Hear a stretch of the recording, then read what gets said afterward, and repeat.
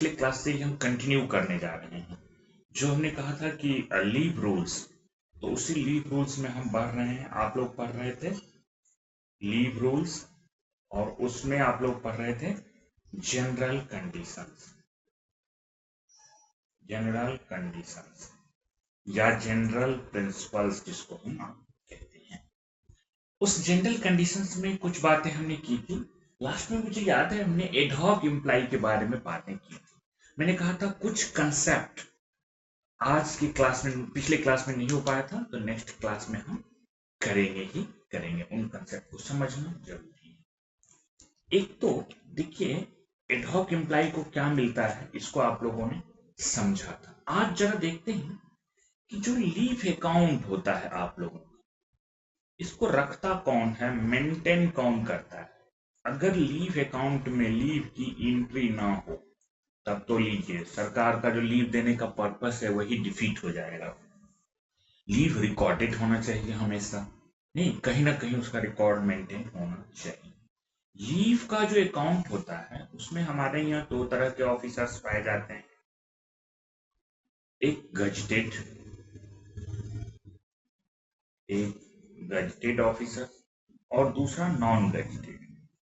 ये आप लोगों को पता होगा, गजट में ऑर्डर निकलते हैं वो सारे गजटेड की श्रेणी में आते हैं। सरकार ने क्लासिफाई कर रखा है और जिनके नहीं आते हैं उनके नॉन गजटेड कहलाते हैं। गजटेड नॉन गजटेड कुछ अपने स्पेसिफिकेशन सरकार के बने हुए हैं। In terms of responsibility, more responsible post is gazetted, non gazetted is comparatively less responsible. ये नहीं कह सकते हैं कि मतलब नॉट रिस्पॉन्सिबल, मतलब कंपेरेटिवली टू गजटेड इनको ज्यादा फ्रीडम भी दिया गया है, तो साथ साथ मोर रिस्पॉन्सिबिलिटी भी दी गई है। गजटेड गवर्नमेंट सर्वेंट जिनके होते हैं, इनका जो लीव अकाउंट होता है वो मेंटेन कौन करते हैं। आप यहाँ देखेंगे ऑडिट या अकाउंट ऑफिसर का कंसेप्ट होता है। ऑडिट या अकाउंट, कहीं पे अकाउंट ऑफिसर के नाम से ही रहते हैं, ये इनके पास होता है। क्यों? क्योंकि ये फाइनल पेमेंट कौन सा यूएल है, लीव विदाउट पे है, कौन सा नहीं है, कौन सा एचपीएल है, गड़बड़ ना हो ये इसको। अच्छा देखेंगे रखा हुआ सर्विस बुक एडमिन में ही रहता है, no issue, but it is verified by audit और अकाउंट ऑफिसर। ये किसी भी नाम से हो सकते हैं, सीनियर ऑडिट ऑफिसर, इस तरह के भी हो सकते हैं, स्ट्रक्चर्स अलग ढंग के भी पाए जाते हैं, बट ये ऑडिट या अकाउंट ऑफिसर करते हैं। नॉमिनिक्लेचर जो भी हो इनके लिए। पुराने जमाने में अब कई लोग देखें गजेटेड ऑफिसर्स लीव का एप्लीकेशन डालते थे, वो लीव का एप्लीकेशन अकाउंट ऑफिसर के नाम से या ऑडिट ऑफिसर के नाम से डालते थे। आजकल हम लोग क्या करते हैं, एक यूनिफॉर्म अप्रोच है, एडमिनिस्ट्रेशन जाने कौन इसको मेंटेन करेंगे वो उनको दे देते हैं। ठीक है। नॉन गजेटेड जो होता है उनका हेड ऑफ ऑफिस, जो आपके अंडर सेक्रेटरी एडमिन होते हैं, नॉर्मली वो हेड ऑफ ऑफिस डिजाइनेट होते हैं। जरूरी नहीं है, it is not necessarily, but normally it is found with in the ministry department offices की हेड ऑफ ऑफिस जो होते हैं अंडर सेक्रेटरी एडमिन जो रहते हैं उनको बनाया जाता है। मोर देन वन भी हो सकते हैं। इनको ये हेड ऑफ ऑफिस क्या करते हैं, ये अपने नीचे के जो सेक्शन ऑफिसर होते हैं उनको ये ऑथराइज कर देते हैं। तो जो भी ऑफिसर ऑथराइज कर दें, ये ऑफिसर ऑथराइज्ड बाय हिम, ठीक है, बाय हिम हर जो भी हो, ठीक है, उनके द्वारा वो भी वेरीफाई कर सकते हैं। सर्विस बुक पलट के देखिएगा, कभी जाके अपना चेक करना चाहिए, सर्विस बुक चेक करिएगा, उसमें देखिएगा एक साइन क्या हो रहेगा, वेरीफाई किया हो रहेगा हर एक साल एक साइन क्या, सेक्शन ऑफिसर का या ये किया हुआ रहेगा। गजेटेड में आप देखेंगे वो अकाउंट या ऑडिट में भेजते हैं, जो उनका ऑडिट ऑफिसर होता है। ये नॉर्मली सारे अकाउंट ऑडिट वाले जो इंटरनल ऑडिट भी आपका करते हैं यही ऑफिसर होते हैं। इंटरनल ऑडिट एक्सटर्नल ऑडिट हम कंसेप्ट जीएफआर में बात करेंगे। एक्सटर्नल ऑडिट सी&एजी वाले करते हैं और इंटरनल सीजीए जो आपके अकाउंट को देखते हैं, आपके मिनिस्ट्री डिपार्टमेंट को, वो करते हैं। तो उनके जो ऑफिसर होते हैं वो उनको वेरीफाई करते हैं। अब देखिए एक सवाल होता है गजेटेड वाले में, मैं एक छोटा सा बात करूंगा, कभी क्वेश्चन आ जाए मुझे जानना चाहिए। कई बार क्या होता है जहां salary head of office he disburse करते हैं, इफ सैलरी इज डिसबर्स्ड, कौन दे रहे हैं, disbursed bye head of office. आपके मिनिस्ट्री डिपार्टमेंट में ऐसा नहीं है, आपका पीएफएमएस के थ्रू ही है, और आप देखेंगे पे एंड अकाउंट ऑफिस वाले आपका सारा वो पेमेंट करते रहते हैं। तो आपके यहाँ ऐसा नहीं एग्जिस्ट होता। लेकिन जब आप सेंट्रल के attached and subordinate offices subordinate formations की तरफ आप अटेंशन करते हैं, ध्यान देते हैं, वहां पे कई जगह जहां अभी तक पीएफएमएस से इस तरह का चीज इंप्लीमेंट नहीं हो पाया है, तो वहां salary head of office disburse करते हैं। पर्पस क्या था audit and account officer maintain करने की? कोई भी एक्स्ट्रा अमाउंट ना चला जाए, एचपीएल है तो हाफ बेसिक ही जाए, उसी पे डीए जाए, इस तरह की। तो वहां पे जो है इनका लीव अकाउंट जो होगा, वो लीव अकाउंट भी कौन करेंगे मेंटेन? Head of office. तो ये एक एक्सेप्शन था। चलिए, ये मेंटेन कौन करते हैं, हमें इस बात को जानना था, कभी क्वेश्चन आ जाए। अब सवाल उठता है कि हम जो चीजें पढ़ रहे हैं उसमें जरा देखते हैं कि कल हम लोगों ने एडहॉक एम्प्लॉय के लिए देखा था। Ad hoc employ, 2 types of ad hoc employ हम लोग अवेयर हुए थे।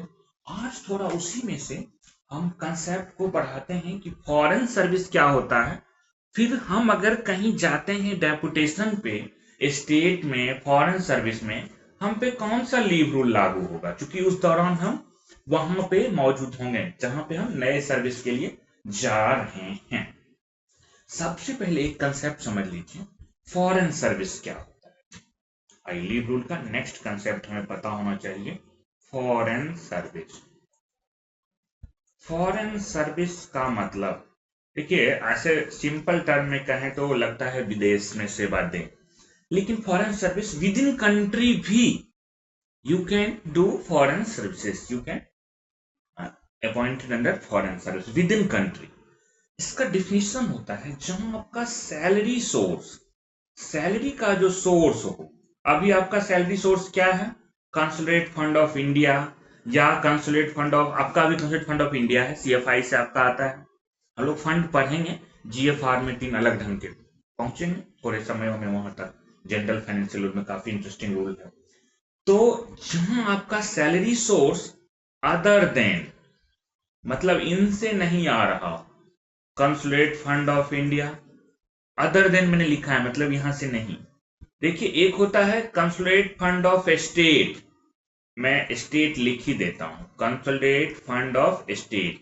राज्य में भी अगर आप गए हैं तो उनका भी अपना सबका respective consulate fund of state होता है। कुछ राज्यों के सेंटर से ही गवर्न होते हैं, अलग से नहीं दिए गए हैं, लेकिन धीरे धीरे समय ऐसा आ रहा है कि सबको अलग किया जा रहा है।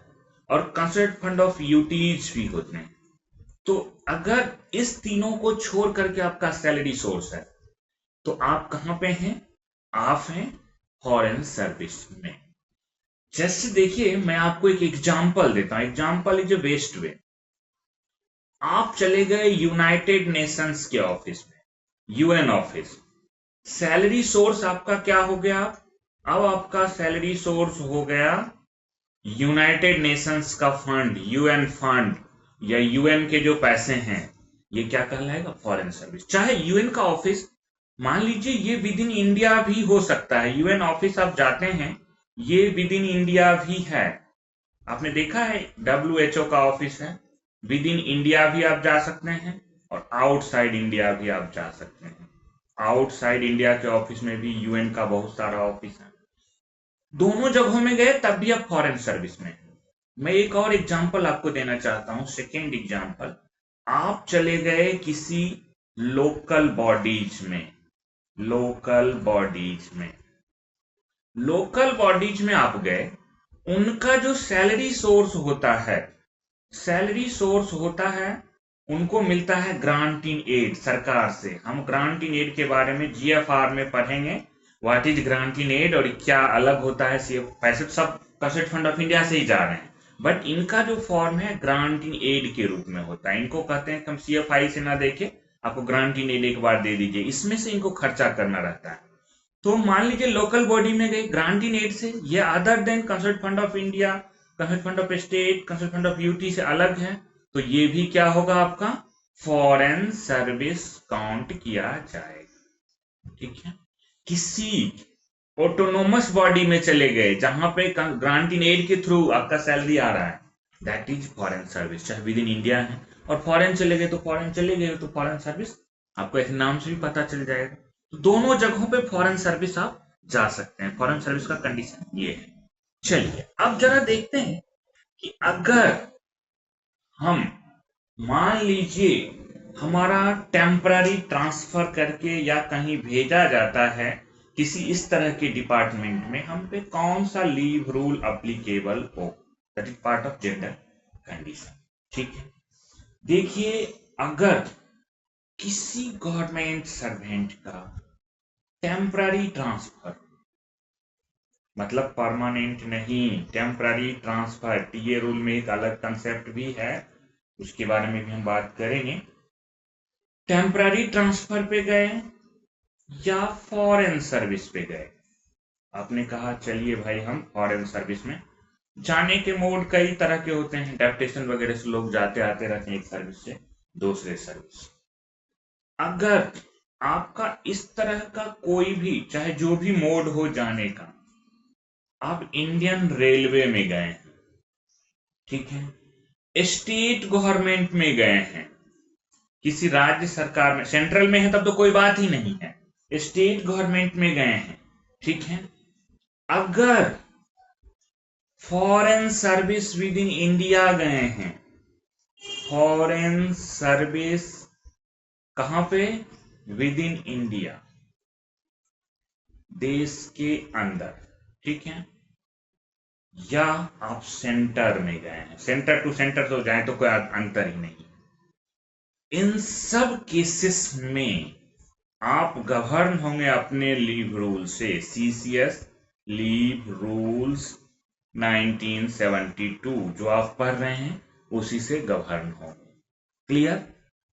बट मैं एक एक्सेप्शन रखता हूं, जो ये मैंने कहा foreign service with in India है, इसमें एक एक्सेप्शन है। ये यूएन वाले बड़ा रोते थे, यूनाइटेड नेशंस के ऑफिस भले इंडिया में ही है ना, आप उसमें अगर डेपुटेशन पे चले गए विद इन इंडिया ऑफिस में, उनका रोना बहुत था, नहीं नहीं मेरे लीव रूल से होने दीजिए, हम यूएन स्टैंडर्ड फॉलो करते हैं। तो सरकार ने इनको छूट दिया, except United Nations office in India. Clear? आप अगर इंडिया के ऑफिस में गए हैं और अगर फॉरेन भी गए तब तो कोई बात ही नहीं है, ये तो foreign service with in India की हम बात कर रहे हैं। तो यूएन ऑफिस में अगर इंडिया में भी है तो उनके लीव रूल से गवर्न होंगे। फॉरेन सर्विस का एक और कंसेप्ट है, उनका एक एग्रीमेंट होता है, जब आप जा रहे होंगे टर्म एंड कंडीशन होता है, उसके आधार पे आप गवर्न होते हैं, उसमें वो अपना लीव रूल ही रखते हैं। क्लियर है? अब देखिए जब आप फॉरेन सर्विस जा रहे हैं, अब मैं पार्टिकुलर फॉरेन सर्विस पे फोकस कर रहा हूं, फॉरेन सर्विस अगर जा रहे हैं आउटसाइड इंडिया, देश से बाहर, अगर तब कौन सा लीव रूल लागू होगा? ध्यान दीजिएगा, बहुत इंटरेस्टिंग है क्वेश्चन। अगर बन के आए यूएन का ध्यान रखिएगा, यूएन वाला इंडिया ऑफिस भी लीव रूल कौन से, तो मतलब जो उनका होगा उसी से गवर्न होंगे, हमारे सीसीएस 1972 रूल से गवर्न नहीं होंगे। देखिए इसमें क्या होता है कि जब भी होते हैं, या इसके लिए क्या होता है, टर्म एंड कंडीशन बनता है, टीओआर बनता है, जो sorry term and condition TOC कहें, टीओसी टर्म एंड कंडीशन इनका बनता है।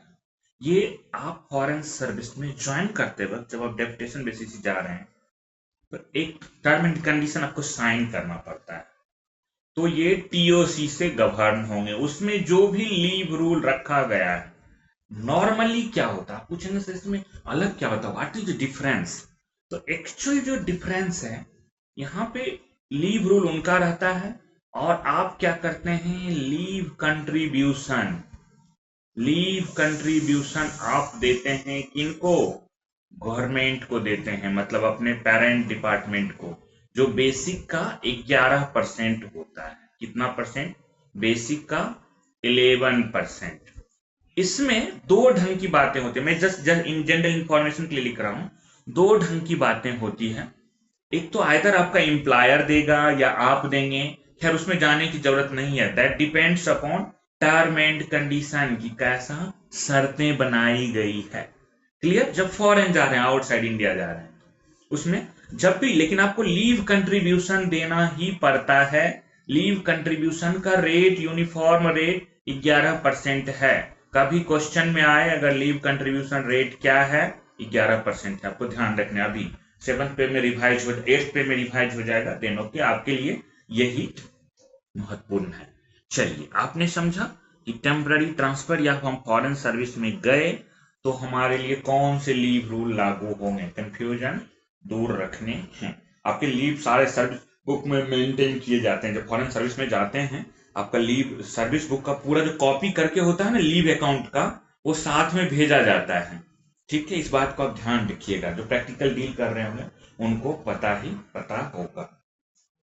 अब आइए जरा देखते हैं, कई बार पेनाल्टीज का कंसेप्ट होता है, पढ़ेंगे सीसीएस सीसीए में सारे पेनाल्टीज 1 बाय 1 पढ़ेंगे। बड़े इंटरेस्टिंग है, नॉलेज के लिए काफी अच्छा है, क्वेश्चन भी आते हैं। अगर आपका मान लीजिए इसका पेनाल्टी का इफेक्ट क्या होता है, अगर कोई आदमी मान लीजिए उसका रिमूवल हो जाए, सर्विस से रिमूवल कर दिया गया, सर्विस से डिसमिसल कर दिया गया, अंतर है रिमूवल डिसमिसल कंपलसरी रिटायरमेंट। ठीक है, अगर डिसमिसल होता है, ऐसे केसेस में उनका जितना भी है सारे के सारे लीव एट क्रेडिट क्या हो जाते हैं, खत्म हो जाते हैं। सीचे कुछ भी नहीं, सब के सब उनके खत्म हो जाते हैं, लैप्स हो जाते हैं। All leave lapse, all leave lapse, याद रखिएगा, कुछ भी नहीं उनका बचता है। रिजिग्नेशन का जो केस होता है, जहां आप रिजिग्नेशन करते हैं, रिजिग्नेशन दो ढंग का होता है, याद रखिएगा। एक होता है टेक्निकल रिजिग्नेशन। टेक्निकल रिजिग्नेशन का मतलब है कि आप कहीं ज्वाइन करने जा रहे हैं एक डिपार्टमेंट से दूसरे डिपार्टमेंट विद ड्यू परमिशन, उसमें आपका टेक्निकल रिजिग्नेशन में जो लीव है वो कैरी फॉरवर्ड हो जाता है, कैरी फॉरवर्ड हो जाता है। ठीक है, एक होता है रिजिग्नेशन। इस रिजिग्नेशन को हम ऐसे डिफाइन करेंगे जिसमें कि आप घर से आए और कहे ये लो जी, पहले पुराने फिल्मों में नहीं होता था रिजिग्नेशन, हीरो तुरंत, जो फिल्म का हीरो होता था वो इमिडिएटली आफ्टर उनका बॉस से बहस होते ही वो या कुछ होते ही उसके साथ वो रिजिग्नेशन फेंक देता था ना, विद ड्यू परमिशन नहीं, आपने अपनी तरफ से दे दिया रिजिग्नेशन, अब चलो जी हम कहाँ जाएं, हम जानेंगे। इस रिजिग्नेशन में ऐसे तो कहते हैं जो भी लीव रहेगा वो लैप्स हो जाता है। शुरुआती का यही था रोल, बट सब्सिक्वेंटली इसमें एक बेनिफिट आया। बेनिफिट क्या आया, कहा कि लीव इनकैशमेंट इनको दे देंगे, लीव इनकैशमेंट। तो अभी का कंडीशन यही रहेगा, लीव इनकैशमेंट, कहा कि half of leave at account, half of EL, half of जो अर्न लीव है उसी का मिलेगा, ईएल इन अकाउंट, जो भी उनके लीव अकाउंट में है उसका मिलेगा। कहा सब्जेक्ट टू मैक्सिमम कितना, तो जो लोग ऐसे रिटायर करते हैं उनको 300 डेज मिलता है, तो कहा इनका हाफ ही मिल सकता है ना, तो मैक्सिमम 150 डेज का लीव इनकैशमेंट दे दो। ठीक है, रिजिग्नेशन करके आप एक डिपार्टमेंट से दूसरे डिपार्टमेंट भी अगर आप इस रिजिग्नेशन के थ्रू जा रहे हैं, ठीक है, तो भी आपको कोई लीव कैरी फॉरवर्ड नहीं होगा, वो लैप्स ही माना जाएगा। बट एक बेनिफिट है कि सब्जेक्ट टू मैक्सिमम 150 डेज उनको इनकैशमेंट का बेनिफिट मिल जाता है। चलिए, हमने इन छोटे से जनरल कंडीशंस को जान लिया, तो कल जो हम लोगों ने एडहॉक एम्प्लॉय के बारे में जाना था, उनको कौन सा लीव, आज जरा देखें।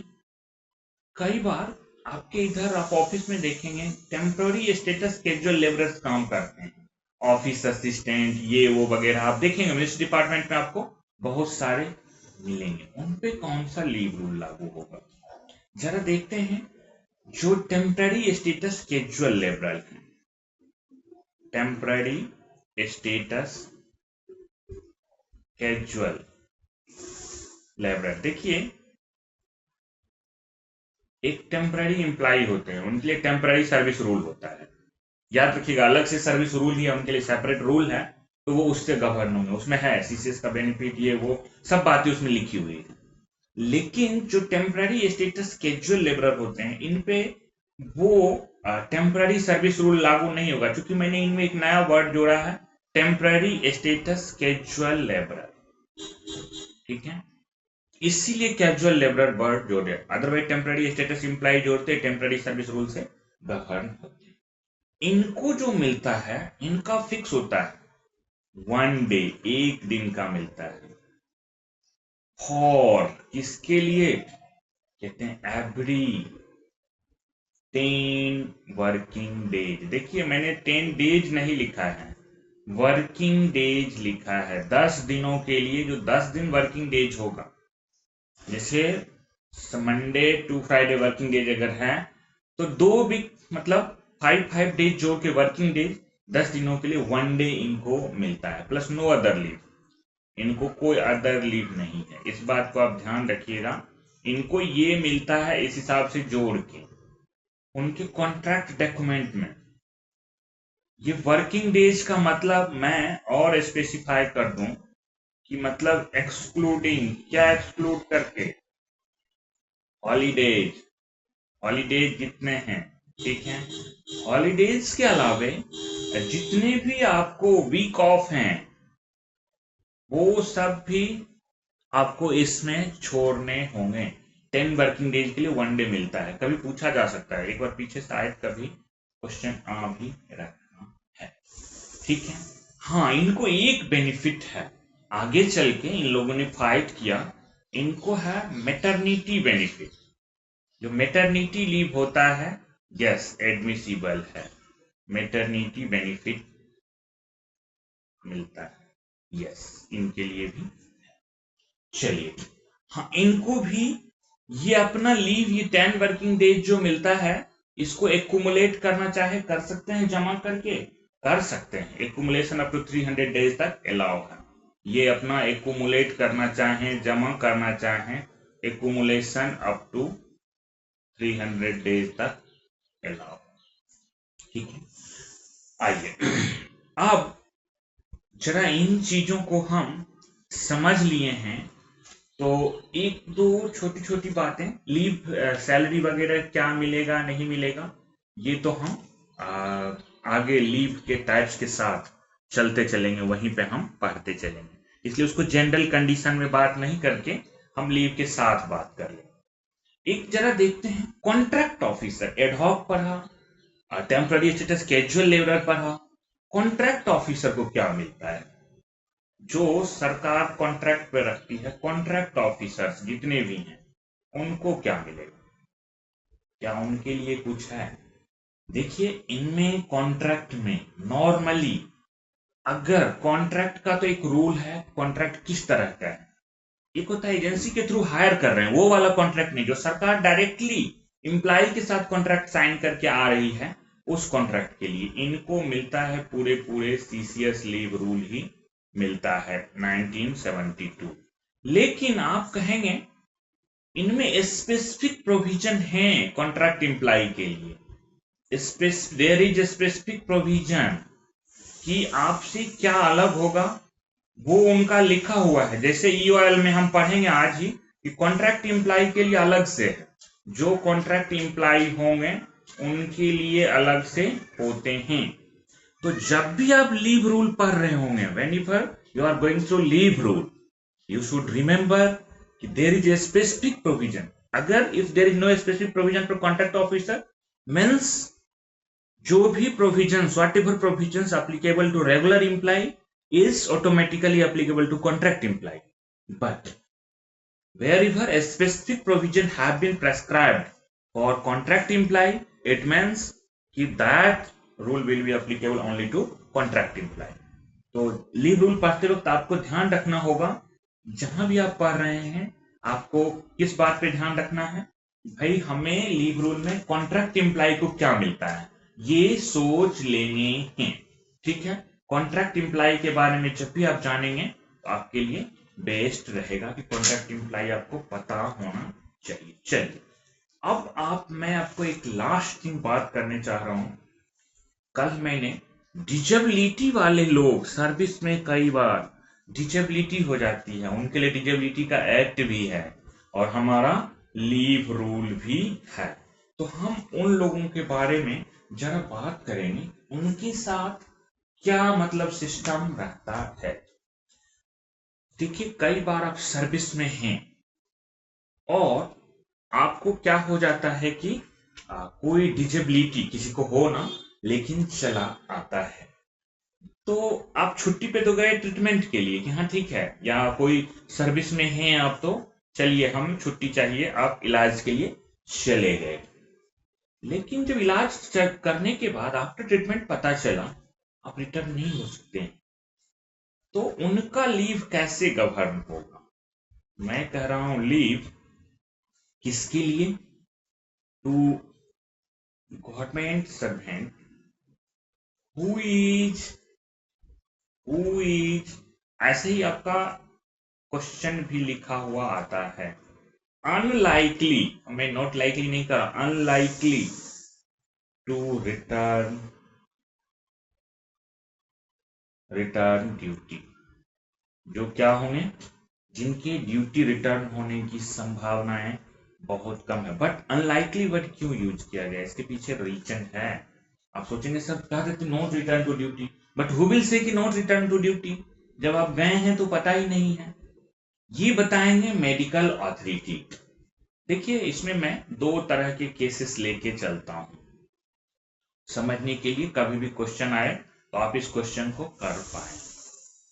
स्टडी मटेरियल आज शेयर करेंगे, अभी तो मेन ग्रुप में ही शेयर करेंगे, सब्सिक्वेंटली डेडिकेटेड ग्रुप होगा, मैं मैसेज डाल दूंगा सारे ग्रुप में, सारे टर्म्स एंड कंडीशन क्लास में डिस्कस नहीं करेंगे उसको, ठीक है, मैं डाल दूंगा, आप लोग उसको एक बार देख लीजिएगा। उस हिसाब से एक डेडिकेटेड ग्रुप रहेगा जिसमें क्वेश्चंस रेगुलर इंटरवल पे इंक्लूडिंग हर चीज, और क्वेश्चंस थोड़ा करंट अफेयर से भी हम लोग डालेंगे ताकि आप लोगों का भी थोड़ा अपडेट होते रहे।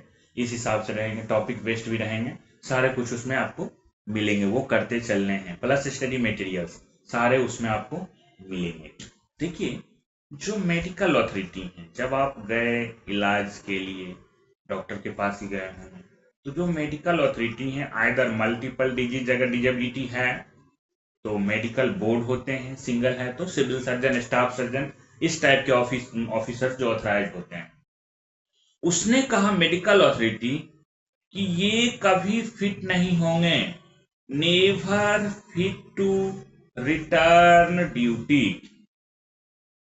कहा कि अगर ये कभी फिट नहीं होंगे तो इनका जो भी लीव ड्यू एंड एडमिसिबल है, भाई अब आ नहीं सकते ना ऑफिस, तो इनका क्या होगा, इनकैपेसिटेटेड हो गए, सर्विस से जाना होगा, डिजेबिलिटी पे इनको ऐसे नहीं चाहेंगे, इनका डिजेबिलिटी पेंशन अलग से होता है नॉर्मल पेंशन के अलावा, वहां पे he is entitled for disability pension also. इनके केसेस में आप लीव रिफ्यूज नहीं करेंगे, इनका जो अपना लीव है वो लीव लेंगे, leave shall not be refuse, नहीं लेना है, इनकैशमेंट लेना है जो भी, लेकिन ये जब तक चाहे लीव इनको मिले, ठीक है, इनका ड्यू एंड एडमिसिबल है। तो कहा एक दूसरा कंडीशन है कि मेडिकल अथॉरिटी जो है वो कह नहीं पा रहा है, अभी अभी कहा कि हो भी सकते हैं, ठीक नहीं भी हो सकते हैं। देखिए, इलाज की चीज है, ट्रीटमेंट की चीज है, कोई गारंटी के साथ नहीं कर सकता है, ठीक है।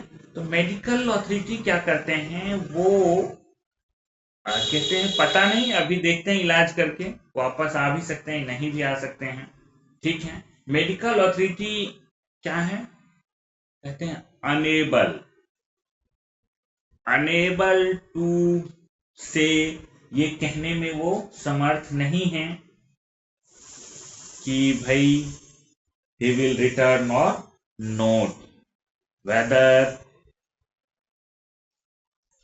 he or she जो भी हैं will return ड्यूटी और नॉट, नहीं कह पा रहे हैं, ठीक है। उनके कहने में वो कह रहे हैं अभी तो ट्रीटमेंट कर रहे हैं, आ भी सकते हैं, ठीक हो भी जाएंगे, नहीं भी हो जाएंगे, ऐसे कंडीशंस में क्या करिए, अब बड़ा संशय है। तो जो लीव, इनका लीव ग्रांट किया जाता है, वो लीव होता है मैक्सिमम कितना, 12 मंथ्स एट ए स्ट्रेच, एक बार में आप करिए एट ए स्ट्रेच, इससे ज्यादा आप नहीं करिए, मतलब एट ए टाइम।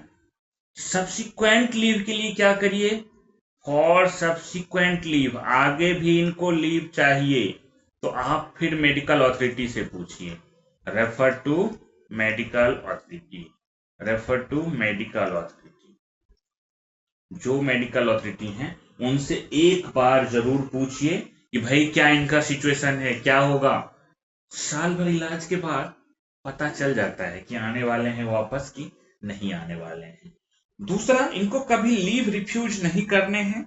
सब्सिक्वेंटली जब ये इनकैपेसिटेटेड हो जाते हैं, कुछ और भी स्पेसिफिक प्रोविजन है, जरूरत नहीं है, आजकल डिजेबिलिटी एक्ट में भी इनको स्पेसिफिक मिला है, तो कोई पोर्शन रेगुलराइज करने के लिए होता है, वो लीव इनको वापस, अगर ये इनकैपेसिटेटेड हो गए तो वापस अगर ये चाहते हैं इनको क्रेडिट कर दिया जाता है। वो प्रोविजन आपको जरूरत नहीं है, आपको इस बात को, दो प्रोविजन को ध्यान रखने, कह दिया डॉक्टर, नहीं कहा डॉक्टर, तो किन बातों का हमें ध्यान रखना है लीव ग्रांट करने के लिए। चलिए, जनरल कंडीशंस में हम लोग इतना ही करते हैं और फिर जरा चलते हैं कि टाइप्स ऑफ लीव में। देखिए, टाइप्स ऑफ लीव में कल ही हम लोगों ने कहा था 2 तरह के लीव पढ़े। Just 1 minute रुकिएगा।